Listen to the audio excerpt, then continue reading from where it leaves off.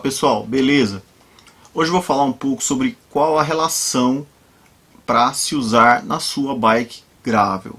A grande conversa que tem dentro do gravel é o seguinte: ou usar uma relação onde você tem duas coroas na frente, igual uma road bike, ou usar uma relação onde você tem apenas uma coroa na frente, mais próximo da mountain bike.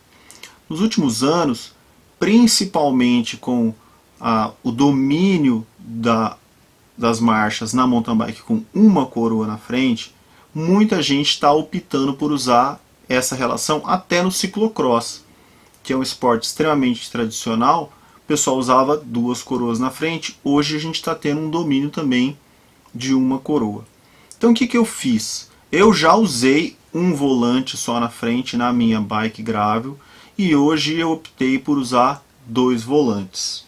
Todos os sistemas têm as suas vantagens e desvantagens. E também tem a relação certa para o local onde você mora.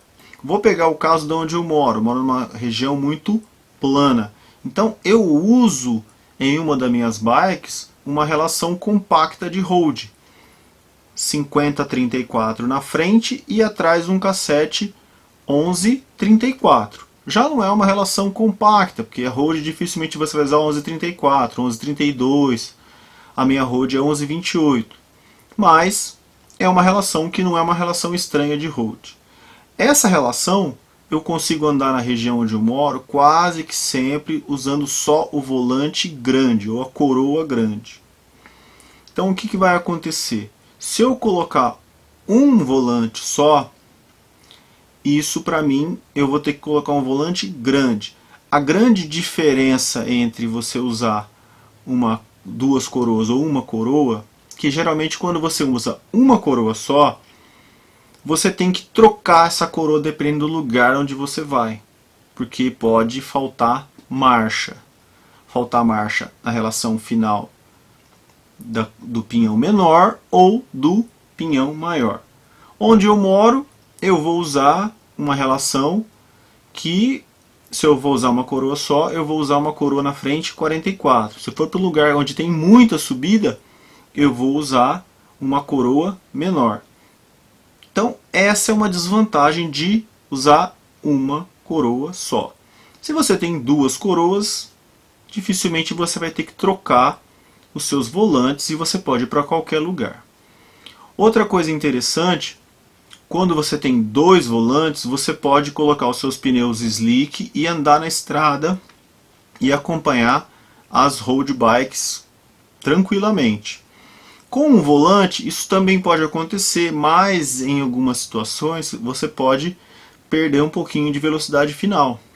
Então, eu vou mostrar para vocês um site que você pode calcular isso aí e você pode fazer, antes de você comprar a coroa ou trocar, você pode ver isso aí. Esse site, você entra, coloca o tamanho dos pneus da sua bike, você coloca o tamanho do seu volante e você coloca o cassete.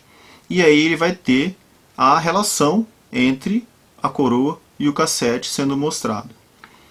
No caso, eu coloquei, vocês estão vendo aí, a relação que eu uso, que é a primeira 50-34, 11-32. Uma coluna é o volante pequeno, outra coluna é o volante grande. No outro caso, do meio eu coloquei uma relação equivalente, com uma coroa só, que é o 44, e usando a relação 10-42, que é o antigo XX1 da SRAM. É bem parecido, veja que a velocidade final ali, 4.61, é quase igual a 4.77 do 50. Então 50-11 é muito parecido com 44-10. E a 44-42 também muito parecido com o 34-32. O que pode resolver esse problema é um cassete, que é o cassete que eu uso na minha mountain bike, que é um cassete E13 946. Claro que você pode pôr um cassete Eagle.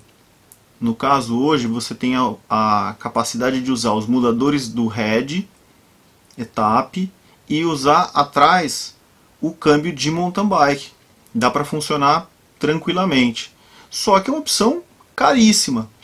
O que eu estou passando para vocês é uma opção que você pode fazer com um grupo mecânico, com cabo, ou um SRAM rival, ou um SRAM force, e vai ter uma relação que não vai ficar tão caro para quem quer usar uma velocidade. No meu caso, por que eu não gostei de uma velocidade? Eu tinha uma relação dessa que eu estou falando para vocês, 44 na frente e 10,42 atrás, e tirei e voltei para 2 velocidades. Qual foi o meu desconforto?